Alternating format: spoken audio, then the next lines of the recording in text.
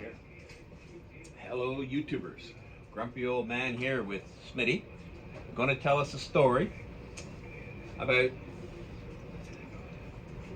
I am? Yeah, that's what we're here. We're listening to Smitty stories. So, in the when was it you got laid off at the railroads? When did you get laid off from the railroads? End of September, 1977. No. No. The railroads.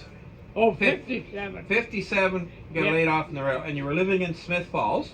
Yep. I Okay, started the 1st of October, 51. Okay, I'm gonna. All right. So I'm gonna sit over here if it's not too far. So Yeah. I started with CPR out of Smith Falls on 1st of October, 1951. 51. Okay. And left the end of September and went to Richmond, worked on a dairy farm. And Dwayne was just a little over a year old. Yes. Just a year old. So from Richmond. Just at Richmond, at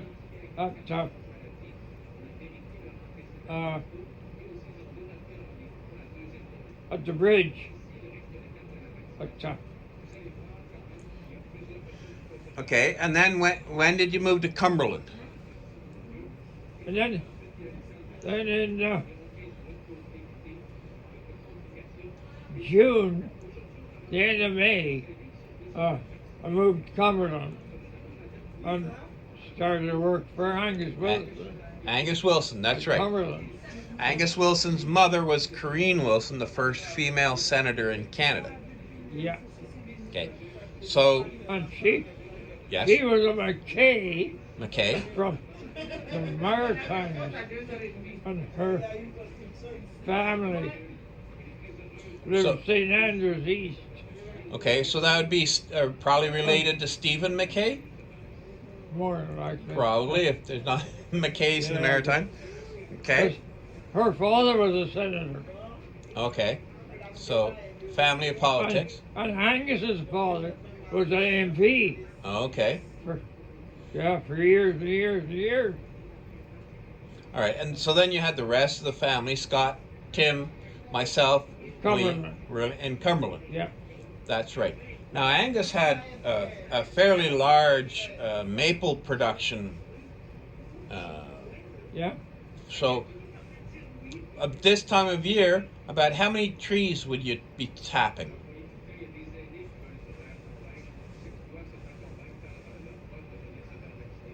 1,500, I guess. Wow. Okay.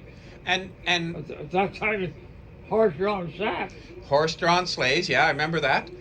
Yeah. And you would drill all those holes with a mechanical wood borer, right? How would you tap the trees? First by hand. Yeah, done by hand.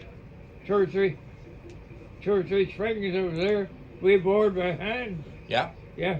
And then they got battery powered. And halfway through the afternoon, you'd run out of power. Yeah, the old batteries would be like that. Yeah. And then you'd go back, we'd charge them at lunch, or would you just go back to doing it by hand? I don't remember. Most of them weren't rechargeable. We carried a 6-pack. Oh, okay, it was actual. Battery pack. Right, okay. With disposable batteries in it. Little motorcycle battery. Oh, okay. Yeah. They were heavy, so little sucker. Oh, I guess they Carried it would on be. your back. Yeah, a motorcycle battery would take overnight to charge up again. Yeah. It's a lot of weight to be lugging in the Three of snow. them. And you'd be wearing snowshoes. Yeah. Yeah. And then when the snow went away, some of the buckets were so damn high you couldn't see into them. Yeah, Yeah, 6 feet of snow would mean your bucket was 8 feet off the ground. Yeah. I remember one spring, we were delayed 10 days because the snow was that deep that you couldn't get through. You broke a trail with a team of horses on the river trees, Yeah. and they play out. Yeah. So I'm just going to stop. Whiffletree means you just take the horses out walking without a sleigh. Just the whiffletree is the wooden Just pole behind broke- it, just to drag in the broke it. snow to make Yeah, the you trail. broke a trail, and then hopefully the next day It you was could set. get in on it with a sleigh. Yeah. If not, you'd have to do it again. Yeah. Yeah. That's a great way of training young horses, though, Well, because they couldn't run away from you with their chests and full up the snow. I just didn't have young horses. Oh, okay. There's one old horse there. When he died, he was 23 years old. Wow. Yeah. I needed another one. Some of those Clydes were susceptible to what I call a loose hip. He couldn't work on loose ground Right. or deep snow. They had to have solid footing underneath them. It would just, be too hard on them. Yeah. And then how many gallons of syrup would he take off in an average year?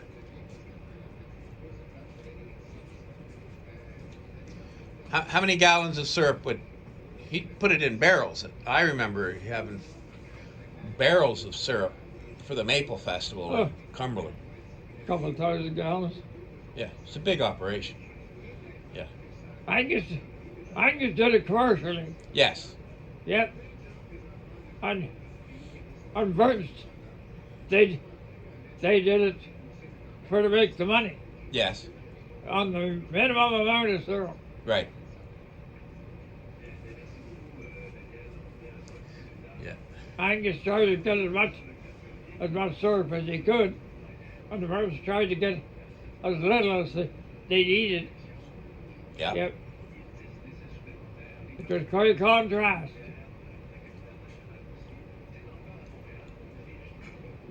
And I'm glad I was up at St. Joe's Island in the spring visiting Jackie. Yeah. And saw that new setup up there. Man, oh man. What have they got? The reverse osmosis and the pipelines and Pipeline and vacuum. yeah. And a brand new set of building. 3 stories high. Wow. And pressurized. All water reduction, Yep. reverse osmosis, Yep. and for they were he told me when it's running good, they can put through a gallon of finished syrup every minute. Every minute. That's quite the operation.